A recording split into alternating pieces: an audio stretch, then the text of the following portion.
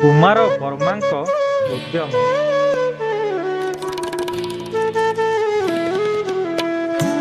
ଏକଦା କଳିଙ୍ଗ ରାଜ୍ୟରେ ବୀରବର୍ମା ନାମକ ଜଣେ ରାଜା ରାଜୁତି କରୁଥିଲେ। ତାଙ୍କର ଆକସ୍ମିକ ମୃତ୍ୟୁ ପରେ ତାଙ୍କର ପୁତ୍ର ରାଜକୁମାର କୁମାରବର୍ମା କଳିଙ୍ଗର ରାଜପଦରେ ଅଭିଷିକ୍ତ ହେଲେ। କୁମାରବର୍ମାଙ୍କର ଗୋଟିଏ ବଦଭ୍ୟାସ ଥିଲା ତିଳକୁ ତାଳ କରିବା ଏବଂ ଅତ୍ୟନ୍ତ ରାଗି ଯିବା। ଥରେ ରାଜା କୁମାରବର୍ମା ରାଜ ଉଦ୍ୟାନରୁ ଫେରୁଥିଲେ। ସେ ହଠାତ୍ ଗୋଟିଏ ସାପ ଉପରେ ପାଦ ପକାଇଥିଲେ। ସାପଟି ଫଁ ଫଁ ହେଲା ଏବଂ ତାଙ୍କୁ କାମୁଡ଼ିବାକୁ ଚେଷ୍ଟା କଲା। ସେ ଅଳ୍ପକେ ବଞ୍ଚିଗଲେ। ସେ ଏହି ଘଟଣା ଦ୍ୱାରା ଅପମାନିତ ବୋଧ କଲେ। ସେ ନିର୍ଦ୍ଦେଶ ଦେଲେ ଯେ ରାଜ୍ୟର ସବୁ ସାପଙ୍କୁ ଧରି ହତ୍ୟା କରାଯାଉ। ହଜାର ହଜାର ସାପଙ୍କୁ ହତ୍ୟା କରାଗଲା ଏବଂ ରାଜାଙ୍କ ସମ୍ମୁଖକୁ ଅଣାଗଲା। ତାପରେ ରାଜା କୁମାରବର୍ମା ସନ୍ତୁଷ୍ଟ ହେଲେ। ଆଉ ଦିନେ ସକାଳେ କୁମାରବର୍ମା ନିଦ ଭାଙ୍ଗିଲା ବେଳକୁ କାଉମାନଙ୍କର କା କା ଶବ୍ଦ ଶୁଣି ବିରକ୍ତ ହେଲେ। କୁମାରବର୍ମା କାଉମାନଙ୍କ ଉପରେ ରାଗିଗଲେ। ନିଦ ଭାଙ୍ଗିଥିବାରୁ ଭାରି ବିରକ୍ତ ହେଲେ। ସେ ସକାଳୁ ଉଠି ସୈନ୍ୟମାନଙ୍କୁ ନିର୍ଦ୍ଦେଶ ଦେଲେ ଯେ ଯେପରି ତାଙ୍କ ରାଜ୍ୟରେ ଗୋଟିଏ ହେଲେ କାଉ ଉଡୁଥିବାର ଦେଖାଯିବ ନାହିଁ। ସୈନ୍ୟମାନେ ବହୁ ସଂଖ୍ୟକ କାଉ ହତ୍ୟା କଲେ ଏବଂ ରାଜାଙ୍କୁ ଦେଖାଇଲେ। ତାପରେ ରାଜା କୁମାରବର୍ମା ଶାନ୍ତ ହେଲେ। ଥରେ ରାଜାନଅର ପର୍ଯ୍ୟଟନରେ ସେ ବାହାରିଥିଲେ। କେତେକ ବୁଲା କୁକୁର ତାଙ୍କୁ ଦେଖି ଭୁକିଲେ। ରାଜା ରାଗିଗଲେ। ସେ ନିର୍ଦ୍ଦେଶ ଦେଲେ ଯେ ତାଙ୍କ ରାଜ୍ୟର ସବୁ କୁକୁରକୁ ମାରି ଦିଆଯିବ। ରାସ୍ତାରେ କୁକୁର ବୁଲୁଥିବାର ଦେଖାଯିବ ନାହିଁ। ତେଣୁ କୁକୁରମାନଙ୍କୁ ଖୋଜି ଖୋଜି ହତ୍ୟା କରାଗଲା। ରାଜ୍ୟବାସୀ ରାଜାଙ୍କର ଏପରି ମୂର୍ଖତା ଦେଖି ମନେ ମନେ କ୍ଷୁବ୍ଧ ହେଲେ।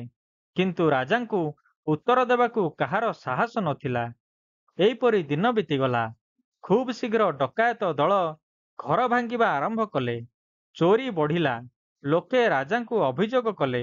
ରାଜା ଅଧିକରୁ ଅଧିକ ରକ୍ଷୀଙ୍କୁ ରାତିରେ ନିଯୁକ୍ତି କଲେ।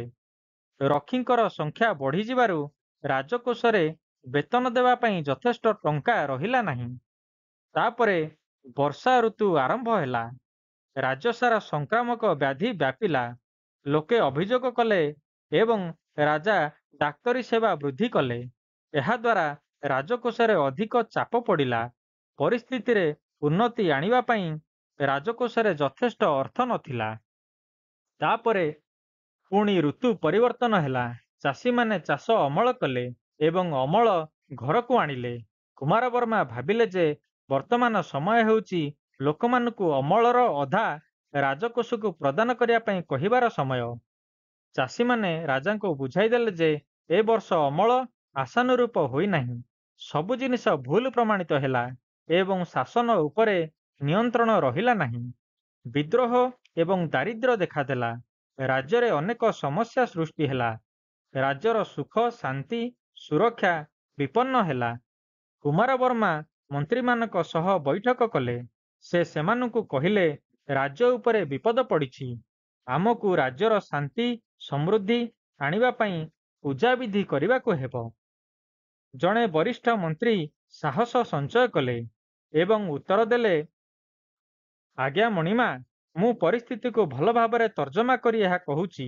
ସତ କହିଲେ ଶତ୍ରୁ ସୃଷ୍ଟି ହୁଅନ୍ତି, କିନ୍ତୁ ମୁଁ ଆପଣଙ୍କୁ ରାଗ ଲାଗିଲେ ମଧ୍ୟ ସତ କଥା ହିଁ କହିବି। ଆମ ରାଜ୍ୟର ମଙ୍ଗଳ ମୋ ଜୀବନଠାରୁ ପ୍ରିୟ। ଯଦି ମୋ କଥା ଶୁଣିବା ପରେ ଆପଣ କ୍ରୋଧିତ ହୁଅନ୍ତି, ମୁଁ ଫାଶୀ ଖୁଣ୍ଟରେ ଚଢ଼ିବା ପାଇଁ ପ୍ରସ୍ତୁତ।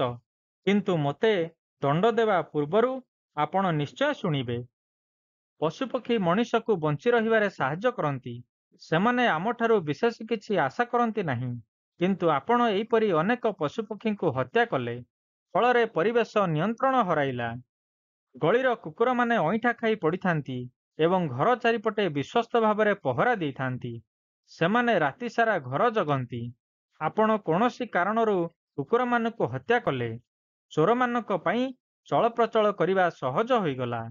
ଆପଣ ବହୁତ ପରିମାଣର ଅର୍ଥ ନଗରର ସୁରକ୍ଷା ପାଇଁ ବେତନ ଆକାରରେ ଖର୍ଚ୍ଚ କଲେ ଏହା ରାଜକୋଷ ଉପରେ ଚାପ ପକାଇଲା।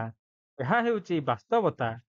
କାଉମାନେ ମଲା ଜିନିଷ ଖାଆନ୍ତି ଏବଂ ଆବର୍ଜନା ଖାଇ ଆମ ସହରକୁ ପରିଷ୍କାର ରଖନ୍ତି। କାଉମାନେ ଅଇଁଠା ଖାଦ୍ୟଠାରୁ ପଚାସଢ଼ା ଜୀବଜନ୍ତୁ ମଧ୍ୟ ଖାଇଥାନ୍ତି। ଆମଠାରୁ ଏହା ବଦଳରେ କିଛି ଆଶା କରନ୍ତି ନାହିଁ। କିନ୍ତୁ ଆପଣଙ୍କ ନିଦରେ ବାଧା ଉପୁଜିଲା ବୋଲି ବହୁ ସଂଖ୍ୟକ କାଉ ହତ୍ୟା କଲେ। ଫଳରେ ସହରରେ ପରିଷ୍କାର ପରିଚ୍ଛନ୍ନତା ବଜାୟ ରହିପାରିଲା ନାହିଁ। ସଂକ୍ରାମକ ରୋଗ ବୃଦ୍ଧି ପାଇଲା। ରୋଗରୁ ରକ୍ଷା ପାଇବା ପାଇଁ ରାଜକୋଷର ଅର୍ଥ ଖର୍ଚ୍ଚ ହେଲା। ସାପମାନଙ୍କର କଥା, ଆପଣ ଯେତେବେଳେ ବହୁ ସଂଖ୍ୟାରେ ସାପ ହତ୍ୟା କଲେ, ଶସ୍ୟ କ୍ଷେତ୍ରରେ ମୂଷାମାନଙ୍କର ସଂଖ୍ୟା ବଢ଼ିଲା ଏବଂ ସେମାନେ ଶସ୍ୟ କାଟି ନଷ୍ଟ କଲେ। ଫଳରେ ଅମଳ କମିଲା। ଚାଷୀମାନେ ସାଧାରଣ କର ଦେବାକୁ ସକ୍ଷମ ହେଲେ ନାହିଁ। ସାପ ଥିଲେ ସେମାନେ ମୂଷାମାନଙ୍କୁ ଖାଇଥାନ୍ତେ। ଫଳରେ ଶସ୍ୟ ସୁରକ୍ଷିତ ହୋଇଥାନ୍ତା। ଏହା ହେଉଛି ଦାରିଦ୍ର୍ୟର ପରୋକ୍ଷ କାରଣ। ବରିଷ୍ଠ ମନ୍ତ୍ରୀ ମହୋଦୟ ଏହା ବୁଝାଇଦେଲେ। ରାଜା କୁମାରବର୍ମାଙ୍କର କ୍ରୋଧ ହଜିଗଲା। ସେ ହୃଦୟଙ୍ଗମ କଲେ ଯେ ସମସ୍ତ ବିପର୍ଯ୍ୟସ୍ତର କାରଣ ହେଉଛି ତାଙ୍କର କ୍ରୋଧ। ସତ୍ୟତା ଉପଲବ୍ଧ କରି ତୁରନ୍ତ ସଂଶୋଧନାତ୍ମକ ପନ୍ଥା ସେ ଗ୍ରହଣ କଲେ।